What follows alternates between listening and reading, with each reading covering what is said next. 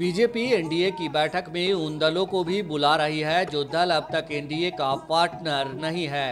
दूसरे शब्दों में कहें तो उन दलों को भी बुलावा भेजा जा रहा है जिन दलों के प्रमुख बार बार लगातार ये कहते सुने जा रहे हैं कि हम अभी किसी गठबंधन में नहीं। इसको लेकर चिराग के चाचा आरएलजेपी के अध्यक्ष और केंद्रीय मंत्री पशुपति पारस ने आपत्ति की है। उन्होंने साफ साफ कह दिया है कि चिराग से कोई समझौता नहीं करेंगे। पशुपति के इस रवैये से एनडीए में खटपट बढ़ने के संकेत मिल रहे हैं। बीजेपी के राष्ट्रीय अध्यक्ष जेपी नड्डा ने 18 जुलाई को दिल्ली में एनडीए की होने जा रही बैठक में शामिल होने के लिए चिराग पासवान को बुलावा पत्र भेजा है।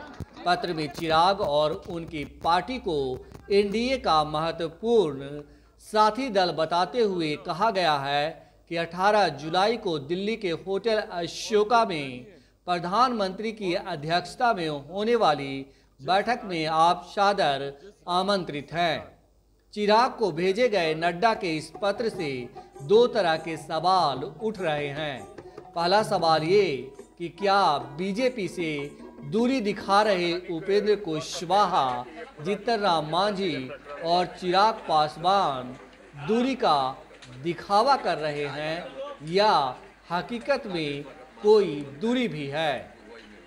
दूसरा सवाल, क्या बीजेपी उन छोटे छोटे दलों के छतरापों को हुकुम का गुलाम समझकर इस्तेमाल करती है।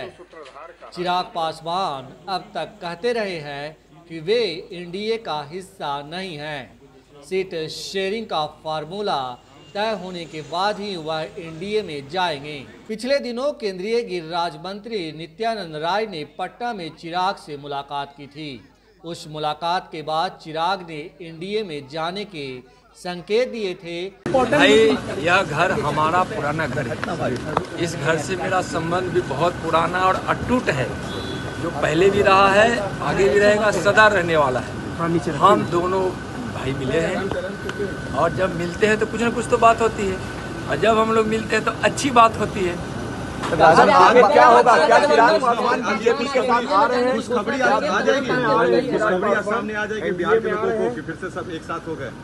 हम देखिए, माननीय रामविलास भैया और भाजपा हमेशा बिहार को या देश को अपनी सेवा से, काम से हमेशा खुश ही रखने का काम किए हैं, समझे ना। यह तो हम लोग एक तरफ बात हो गई, बात फाइनल हो गई है क्या एनडीए में आने की बात?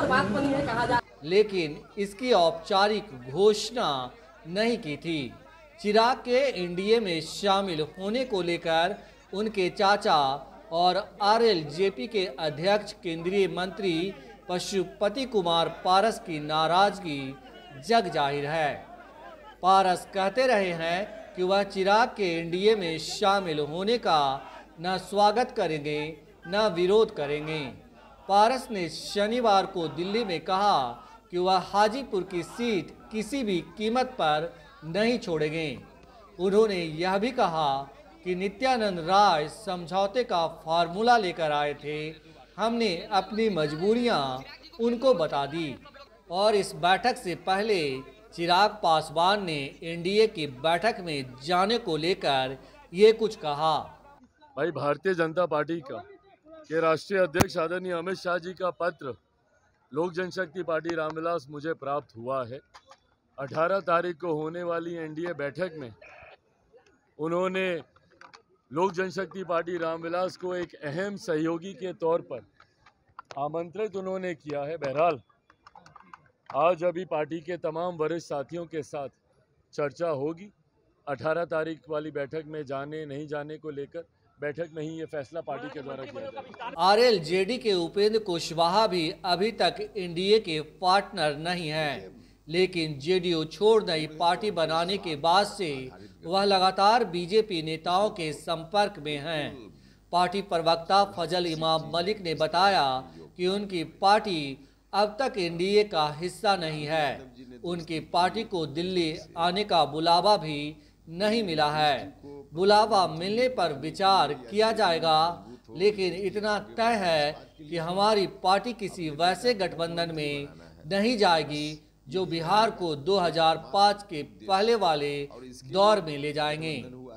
जीतन राम मांझी की पार्टी हम भी अभी तक एनडीए का औपचारिक पार्टनर नहीं बनी है, लेकिन बैठक में आने का बुलावा उनको भी मिला है। मांझी शुक्रवार को बीजेपी के राजभवन मार्च में भी आगे आगे दिखे थे। महागठबंधन छोड़ने के बाद सबसे पहले बीजेपी के विधायक पवन जायसवाल मांझी और उनके पुत्र से मिलने उनके आवास पर पहुंचे थे। इन पार्टियों और इनके नेताओं से बीजेपी के साथ लगाव देखकर लगता है कि दूरी बनाकर रखने का फार्मूला बस लेने देने में फाइनल होने तक ही कायम रहता है। दिल फाइनल होते ही दूरियां मिटने लगती है। Hemant Kumar, RAD news, Patna.